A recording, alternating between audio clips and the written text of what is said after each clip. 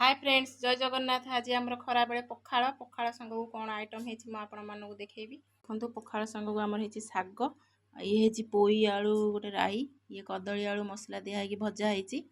आउ पखाड़ दीटा खाई तोराणी पीते जो शांति आ कौन खाद्य भी ना। मुझे खाଇବା स्टार्ट करी।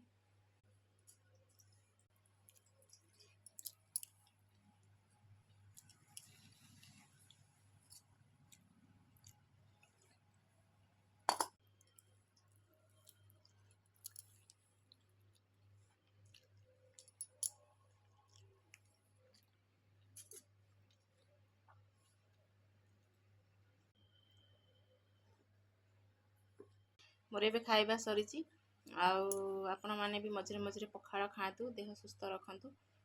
वीडियो जब भल लगे लाइक करेंगे, कमेंट करेंगे, शेयर करेंगे, सब्सक्राइब करेंगे। रही बाय, नमस्कार।